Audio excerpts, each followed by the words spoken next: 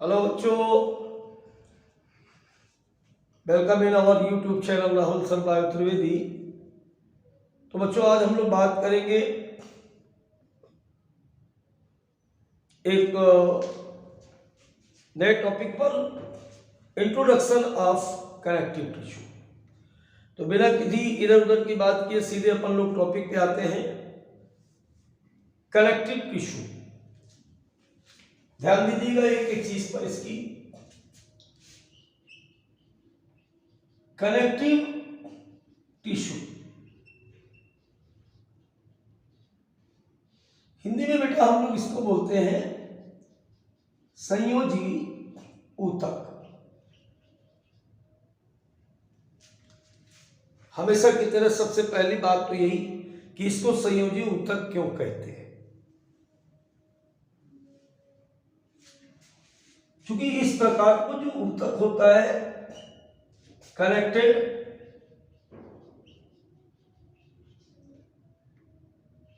Other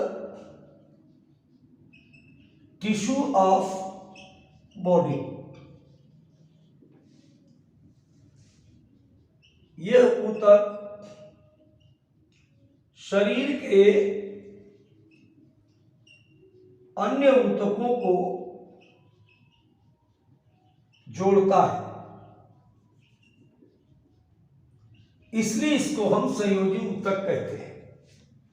connected various tissue, जितने भी शरीर में अन्य ऊतक है, चाहे वो एपिथेलियल टिश्यू हो, मस्कुलर टिश्यू हो, पेशी ऊतक, नर्वस टिश्यू हो या तंत्रिका ऊतक हो, इन सभी प्रकार के ऊतकों को आपस में जोड़ता है। It's mean connective tissue is the intermediate tissue between the any other tissue which are present in our body. शरीर में जितने भी अन्य ऊतक हैं उन सभी ऊतकों को जोड़ता है, इसलिए इसको हम कनेक्टिव टिश्यू, कनेक्ट करता है इसलिए कनेक्टिव टिश्यू, और जोड़ता है इसलिए संयोजी ऊतक कहते हैं। क्या करता है? पहला काम तो बताया कि कनेक्ट करता है, दूसरा क्या करता है? प्रोवाइडेड सपोर्ट, सहारा देता है। जितने भी अन्य ऊतक हैं उन सभी को सहारा देता है। Provided support of various structure of body, शरीर की विभिन्न प्रकार की संरचनाओं को सहारा देता है। दो काम है इसके, पहला सभी ऊतकों को आपस में जोड़ना, और दूसरा क्या बताया बेटा? शरीर के जितने भी संरचनात्मक पार्ट हैं, भाग हैं, उन सभी को सहारा प्रदान करना। अभी क्वेश्चन और पूछ दिया जाता है कभी कभी कि connective tissue is originate from, तो originate from mesodermal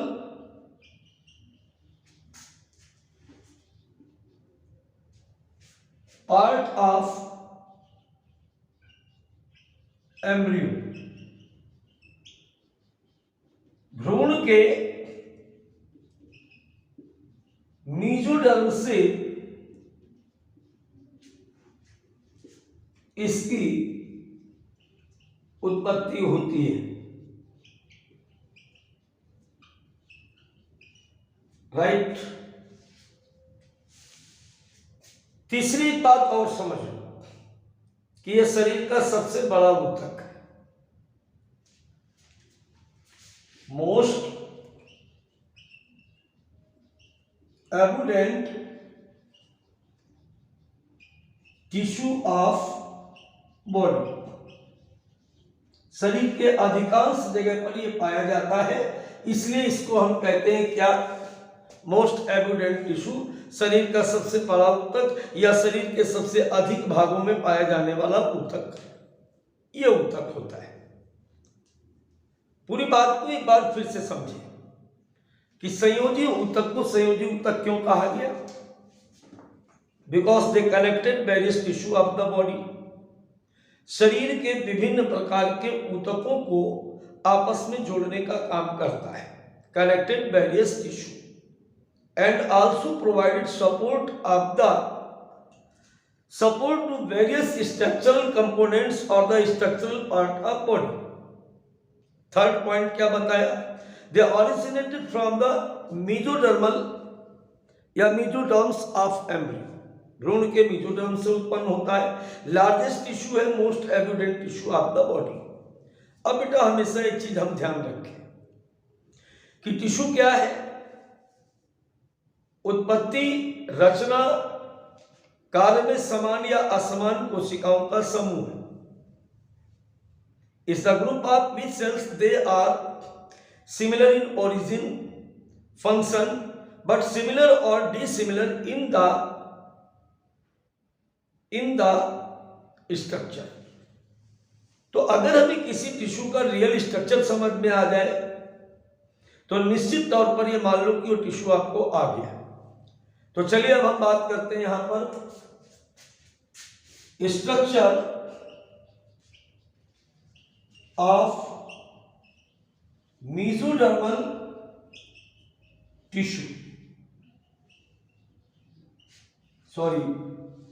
structure of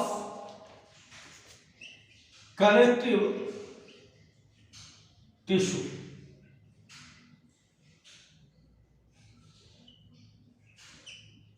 संयोजी ऊतक का संरचना। All type of connective tissue is composed with the three components, following three components made up of three components, यानी तीन भागों से मिलकर के बना होता है। पहला भाग इसका, अब वो तीन कंपोनेंट्स, तीन भाग कौन है? थ्री कंपोनेंट्स की अगर हम बात करें तो फर्स्ट कंपोनेंट होता है इसका मैट्रिक्स, दूसरा कंपोनेंट होता है इसमें पाई जाने वाली कोशिकाएं, और तीसरा कंपोनेंट होता है इसमें पाए जाने वाले फाइबर्स। तीन भागों से मिलकर के इस प्रकार का ऊतक बनता है। कौन कौन से? पहला पार्ट मैट्रिक्स, दूसरा पार्ट सेल और तीसरा पार्ट फाइबर। अब जरा यहां से ध्यान दीजिएगा। जैसे हम मान लेते हैं बेटा, ये मान लिया हमने यहां पर कि ये एक कनेक्टिव टिश्यू है, ठीक है, एक कनेक्टिव टिश्यू है जिसे काट करके हम माइक्रोस्कोप से देख रहे हैं। चूंकि ये टिश्यू है तो सबसे पहले इसके अंदर यहां पर ये सेल पाई जाएंगी। बेसिक स्ट्रक्चर पढ़ा रहा हूं बेटा, बहुत ध्यान से समझिएगा, तभी आपको बाकी बातें समझ में आएंगी। तो पहला कंपोनेंट ये हमारा हो गया सेल। अलग अलग टिश्यूज में अलग अलग प्रकार के संयोजी ऊतकों में इन कोशिकाओं के नाम अलग अलग हो सकते हैं। जैसे कई बार इनका नाम होता है फाइब्रोब्लास्ट। कितनी प्रकार की सेल हो सकती हैं? फाइब्रोब्लास्ट। अभी किसी प्रकार की कनेक्टिव टिश्यू की बात नहीं कर रहे, हम बात कर रहे हैं ओवरऑल संयोजी ऊतक की, कनेक्टिव टिश्यू की, यानी शरीर में पाया जाने वाला कोई भी कनेक्टिव टिश्यू होगा, उसका जो बेसिक स्ट्रक्चर होता है वो तीन भागों से मिलकर के बना होता है, मैट्रिक्स, सेल और फाइबर। अब पहले नंबर पर मैं बात कर रहा हूं सेल की। तो पहली सेल क्या बताया मैंने? Fibroblast, microphage, macrophage, adipose cell,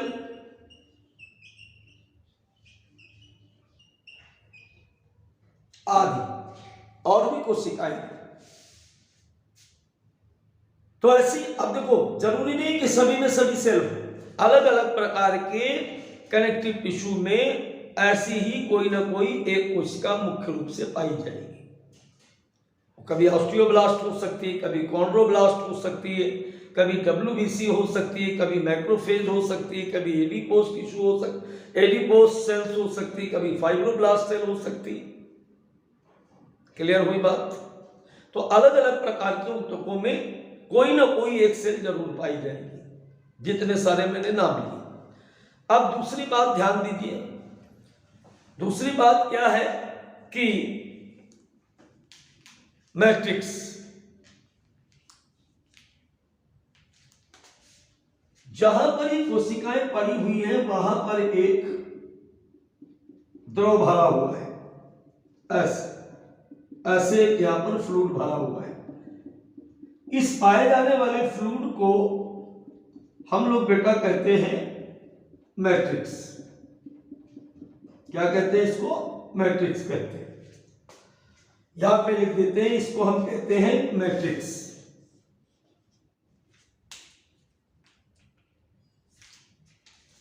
matrix. तो पहली बात है क्या, ये फ्लूइड है, पाया कहां जाता है? तो found in ground part of connective tissue. किसी भी संयोजी ऊतक के आधारी भाग में एक तरल पदार्थ भरा हुआ है जिसे मैट्रिक्स कहते हैं। अब देखो यहां पर एक नई बात बन रही कि मेगापाफ, ये मैट्रिक्स किससे बना होता है? ये मैट्रिक्स किससे बना होता है? ये मैट्रिक्स बना होता है पॉलीसैकेराइड्स और प्रोटीन्स। पॉलीसैकेराइड्स प्लस प्रोटीन से, ये सभी में इसी का बना होगा। अब एक नई बात दिमाग में आती है कि सर ये मैट्रिक्स आया कहां से?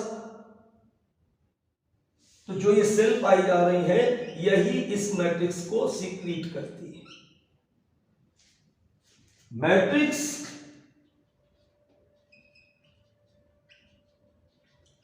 secreted by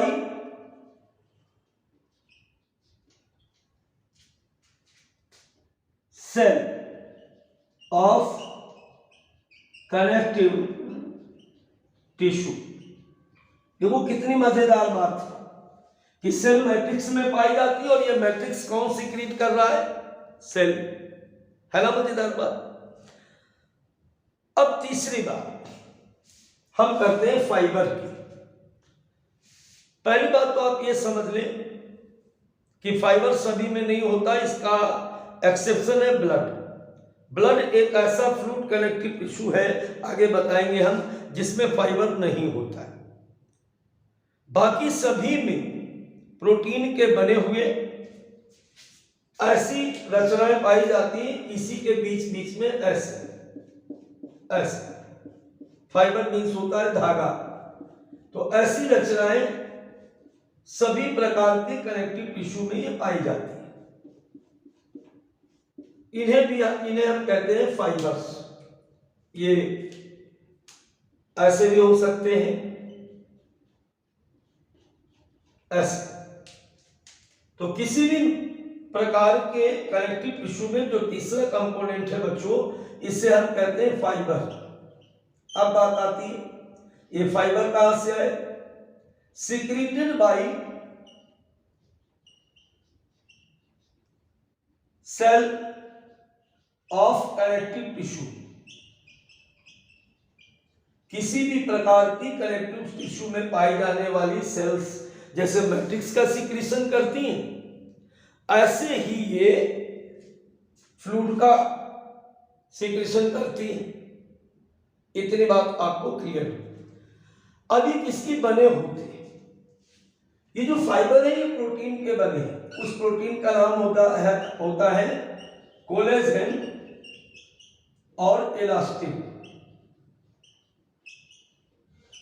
कोलेजन प्रोटीन और इलास्टिन प्रोटीन से ये फाइबर मिलकर के बने होते हैं। ये करते क्या है, ये क्या करते हैं, ये टिश्यू को स्ट्रेंथ देते हैं, इलास्टिसिटी देते हैं और फ्लेक्सिबिलिटी देते हैं। प्रोवाइडेड, क्या क्या काम है इनका, प्रोवाइडेड इलास्टिसिटी यानी लचीलापन या फ्लेक्सिबिलिटी और मजबूती सहन करने की ताकत, स्ट्रेंथ। तो बच्चों ये बात थी हमारी बेसिक स्ट्रक्चर की, किसकी बेसिक स्ट्रक्चर की बात थी, कनेक्टिव टिश्यू की। अब हम लोग यहां पर बात करने जाएंगे टाइप ऑफ कनेक्टिव टिश्यू की बात करेंगे अब यहां पर हम। तो बच्चों अब हम लोग बात करते हैं काइंड्स ऑफ कनेक्टिव टिश्यू की। संयोजी ऊतक हमारे शरीर में कितने प्रकार में पाए जाते हैं,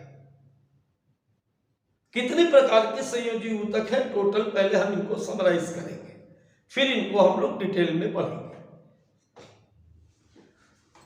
तो सबसे पहले जितने भी संयोजी ऊतक हैं उनके प्रकार होते हैं कितने, 3। पहला लूज कनेक्टिव टिश्यू, दूसरा डेंस कनेक्टिव टिश्यू, तीसरा स्पेशलाइज कनेक्टिव टिश्यू। यानी सभी प्रकार के संयोजी ऊतकों को 3 भागों में बांटा गया। एक ढीले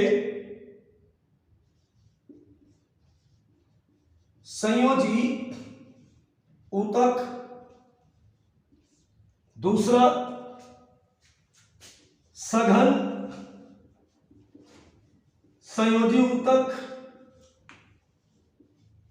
और तीसरा विशेषीकृत संयोजी ऊतक।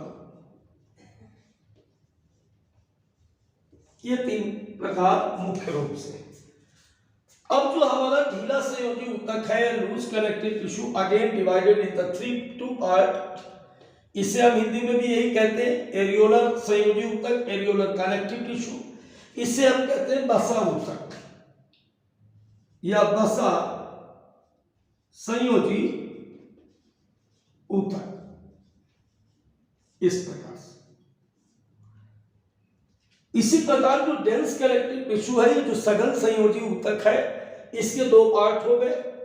एक तो रेगुलर कनेक्टिव टिश्यू या regular dense connective tissue, irregular dense connective tissue. जो रेगुलर डेंस कनेक्टिव टिश्यू होता है, इसके 2 पार्ट हैं। पहला पार्ट इसका होता है टेंडन और दूसरा पार्ट होता है इसका लिगामेंट। इनको आप ऐसा करो कि हिंदी में भी आप ऐसे ही इनको पढ़ें, टेंडन और लिगामेंट, ताकि आगे आप कंफ्यूजन हो। अब बेटा बात आती विशेषीकृत संयोजी ऊतक। इन्हें विशेषीकृत संयोजी ऊतक क्यों कहते हैं, ये जब डिटेल में पढ़ाएंगे तब बताएंगे आपको। फिलहाल यहां पर हम देखते हैं कि ये 2 प्रकार के हैं। एक होता है कंकाली संयोजी ऊतक, यानी जो कंकाल के रूप में पाए जाएंगे। दूसरे तरल संयोजी ऊतक, जो हमारे शरीर में तरल के रूप में बहते हैं, इनको हम कहते हैं तरल संयोजी ऊतक। कंकाली संयोजी ऊतक के अंतर्गत या स्केलेटल कनेक्टिव टिश्यू में क्या क्या आएगा, एक तो हड्डी आ जाएगी, दूसरा उपास्थि आएगी। उपास्थि, हड्डी को हम अस्थि भी कहते हैं। तरल संयोजी ऊतक में 2 पार्ट आते हैं। एक तो आएगा रक्त, ये देखो हमारे शरीर में बहता है, और दूसरा लसिका और द लिम्फ। वंस अगेन एक बार फिर से कि the type of connective tissue basically in our body 3 type of connective tissue presence. One is called the loose connective tissue, second is called dense connective tissue, and third is called the specialized connective tissue. Loose connective tissue again differentiated in the 2 parts. One is areolar connective tissue, second is called the adipose connective tissue. Second, dense connective tissue again differentiated in two parts, regular dense connective tissue and irregular dense connective tissue. Regular connective tissue again divided into two parts is called the tendon and ligament. A specialized connective tissue is of two types. One is skeletal connective tissue like the bone and cartilage, and fluid connective tissue.